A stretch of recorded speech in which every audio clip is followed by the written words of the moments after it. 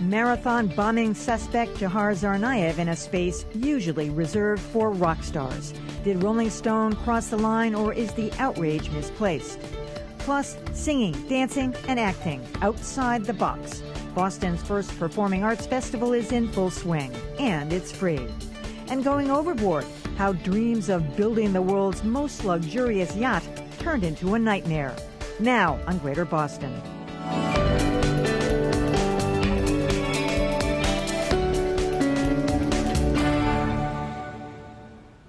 Good evening. This week, Rolling Stone magazine took its alternative point of view to new dimensions, printing a flattering photo of marathon bombing suspect Dzhokhar Tsarnaev on its cover.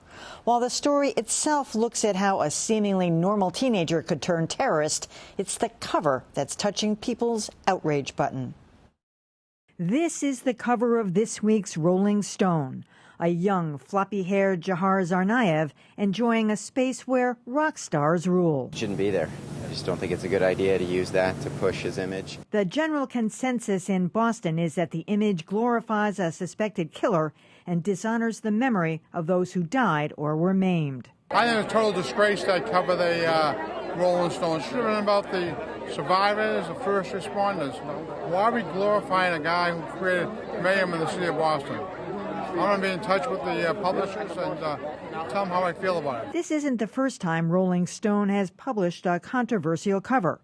Mass murderer Charles Manson got the honors in the 1960s. What's troubling about the Tsarnaev photo is that his angelic look appeals to teenage Tumblr girls and wacky conspiracy theorists who claim his innocence. They're in the business of selling magazines, and they will sell a lot of magazines because people are going to be curious. And if they are, they'll learn some things they might not know about Dzhokhar Tsarnaev, because the story is about how a seemingly normal teenager could have morphed into a monstrous villain. Still, many people just can't get past the cover. I think that they're trying to make a martyr out of someone who killed people. I'm usually very liberal. I wrote on my Facebook that I thought it was very provocative. I don't think that it really serves the purpose to the people that were injured. I don't care as long as he gets the chair. Which you probably will, so. Meanwhile, some Facebook and Twitter commenters have taken liberties of their own. This one swapping Dzhokhar for Yoko Ono. Another suggesting Rolling Stone put slain MIT officer Sean Collier on its cover instead. And another boldly suggesting Rolling Stone pull all copies of this edition and whatever have sold, donate to the Boston One Fund. Well, Rolling Stone issued a statement today that reads in part, "Our hearts go out to the victims of the marathon bombing, and our thoughts are always with them and their families." The cover story we are publishing this week falls within the traditions of journalism and Rolling Stone's long-standing commitment to serious and thoughtful coverage of the most important political and cultural issues of our day. And joining me now are Jeffrey Melnick, who is an American Studies professor at UMass Boston, and Scott Kernan of Boston.com. Welcome.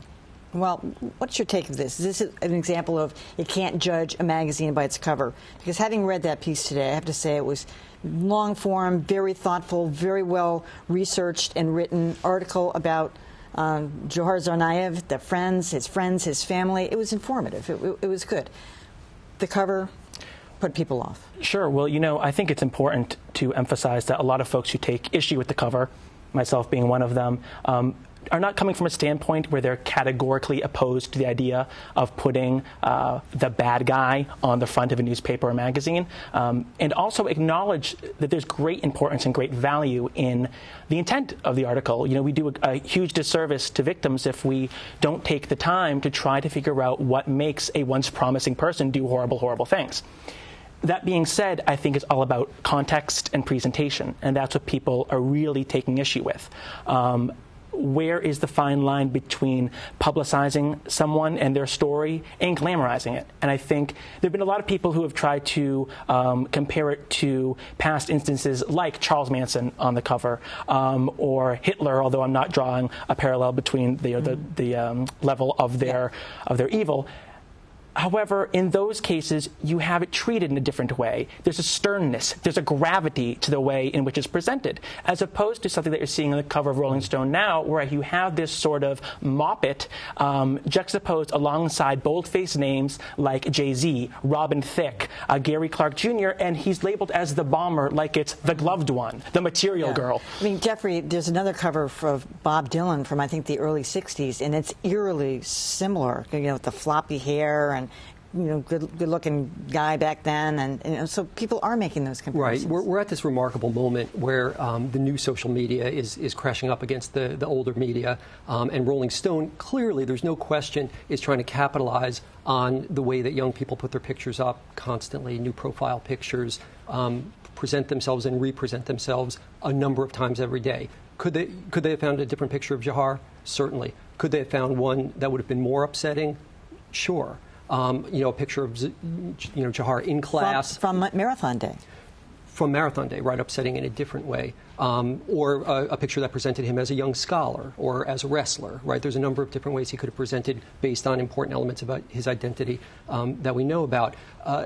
They didn't send Andy Leibovitz, to go do, a glamour shot. I just want us to be clear about that they're kind of fishing for an image from the images that he created for the most part. And it's a complicated thing to get a handle on. It's hard to figure out what other picture they could have taken that would have been less glamorizing, to use Scott's word.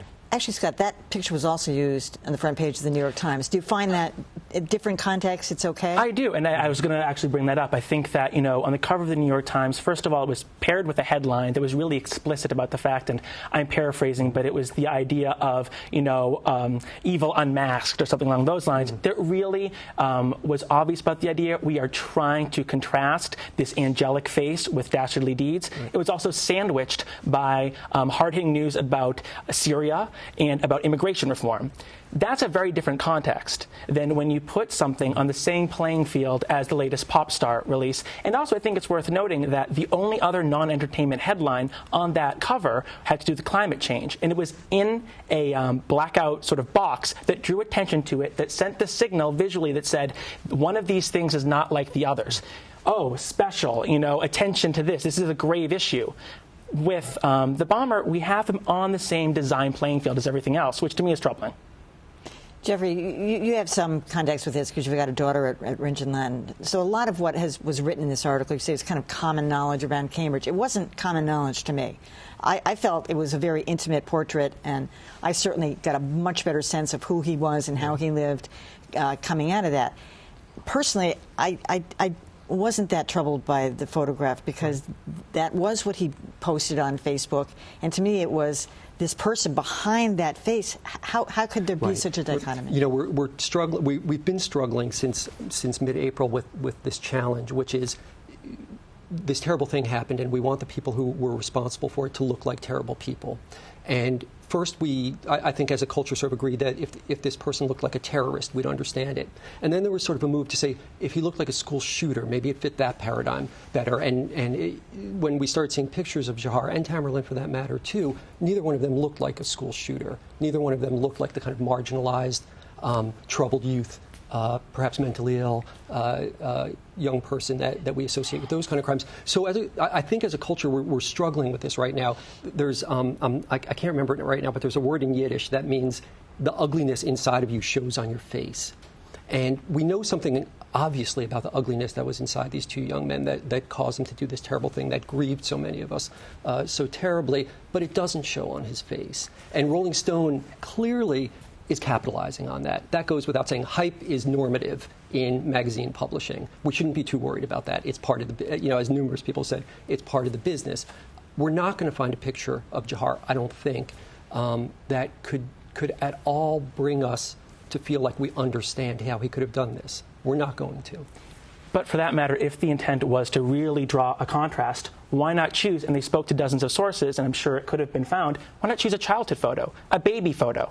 That could be a really chilling image that really draws a hard contrast between how does a person go from this to this. In my opinion, the contrast is not explicit enough, and it's too safe. It too closely resembles this kind of publicity still of a Jonas Brothers, which is, sort of cherubic and cute, but again, when you place it in the context of what else is going on the page, it looks too much like a pinup and a dorm poster. Wait a minute.